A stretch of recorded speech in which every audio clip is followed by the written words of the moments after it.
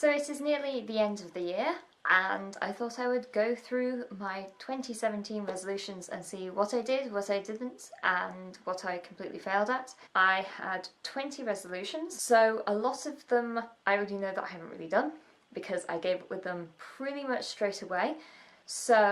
But the first two I completed, which I'm incredibly grateful for. The fact that the first two are get a job and move out. I did both successfully within the first 5 months. In June I moved down to London and I got a job as a reporter. And before that point, the first 5 months of the year, my life was basically consumed with job applications and interviews and that kind of thing. So pretty much those were my two focuses throughout 5 months of this year. The rest of the time I was vaguely trying to work on the rest of these resolutions. That's kind of why I feel like I failed a lot, because a lot of this year was consumed by getting a job. And I'm already seeing myself making excuses for the reason why I haven't done some of these things on the list. For example, I haven't been blogging or writing as much, but it's because I spend the entire day writing and staring into the computer that when I get home I don't want to be staring at the computer that intensely, so I will just be watching something or doing something else other than writing or video editing. So that's kind of one of the reasons why my writing is pretty much non-existent at the moment, and also why my videos aren't very consistent either, because I just don't want to be staring at the computer 24/7. I'm making up excuses, I know. Number 3 in my resolutions was read 20 new books. I don't actually have the list of, I tried to find it, I don't know where it's gone, the list of how many books I've read. I know I haven't read 20 new books, that was always my thing, because I have a habit of rereading certain things, and I have tried, it's just that I find that it has been very difficult for me to find the time to read. Number 4 is keep up habits. That one's really vague, so I don't know if I completed that or not. Number 5 is get better at video editing. I think that I've definitely gotten better at video production, not necessarily editing itself. I've been doing a lot of workshops and courses at the YouTube space over the past few months, and I feel like I've learned a lot from different people, so even though physically the editing side of things is basically there's not much difference, but I feel like my thoughts around video production in general and how to actually create a nice video is much more advanced. So I think I've probably done that.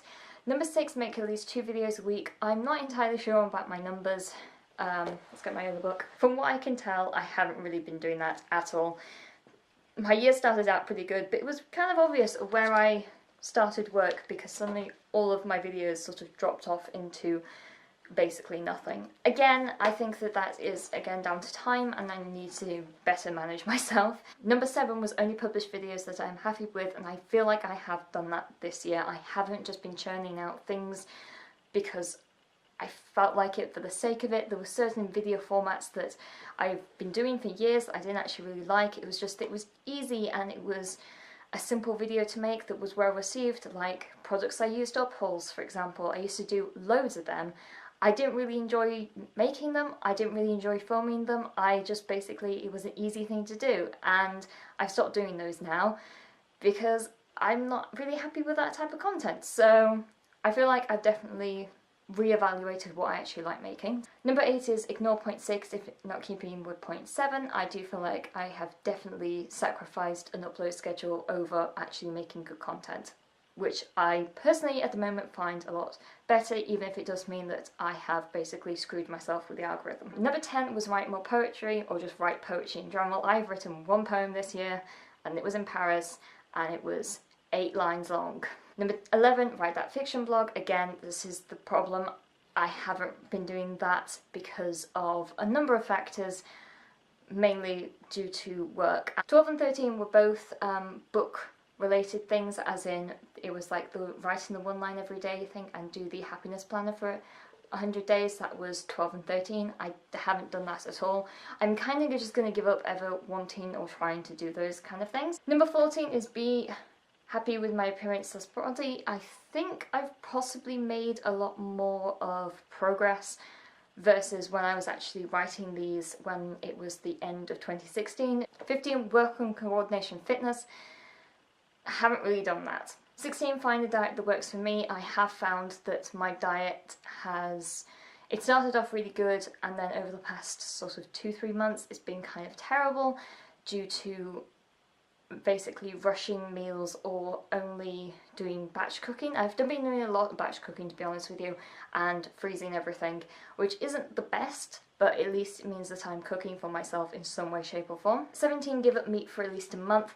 I did try doing this in October, and to be honest with you, I didn't wean myself off the meat gradually, meaning that when it got around to about the 10th of October or something, I basically realised that I was just fatigued and tired, and it was the fact that my body was craving meat. And yes, I could have pushed through it, but to be honest with you, due to actually wanting to be able to live my life and do my job well and be able to basically function, I decided that I would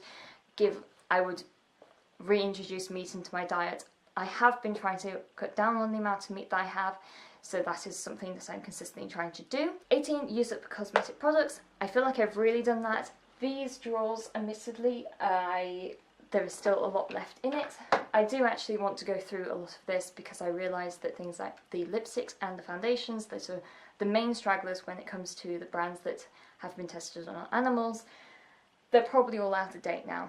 So I need to actually get rid of those more for hygiene reasons than anything else. So I will actually start to get rid of these, but I'm kind of happy with the amount of makeup that I have at the moment. And in terms of other cosmetic products like body and hair things, I have drastically reduced the amount of stuff that I have, so again, very happy with that. 19, which I'm going to gloss over briefly because it obviously involves other people, because 19 is going on a few dates, and I don't really want to discuss that because I don't want my love life, or lack thereof, on the internet. And number 20 is stop comparing myself to others. It has been difficult in certain aspects to stop doing this in certain situations and environments.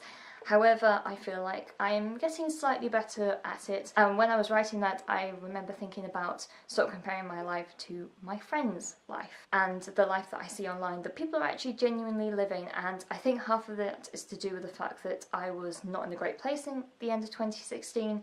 So when I saw people be happy and post photos of their new house, of their new job, or them with their partner, or them with their dog, it was a life that I just wasn't living, and it, strangely enough, is a lot easier to stop comparing yourself and stop thinking that your life is so shit when you actually realise that it's actually kind of great. I know that sounds in some ways really obvious, but then again I also realise that I'm now in I'm in a position and a place that I want to be, which I know a lot of people still aren't, so I completely understand that because that was me a year ago. And it is that weird thing of like, what's the difference a year actually makes. There are a few things that I'm going to carry over into next year, so I hope everybody has a good Christmas and has a nice New Year's Eve, and I shall see you in 2018. Bye!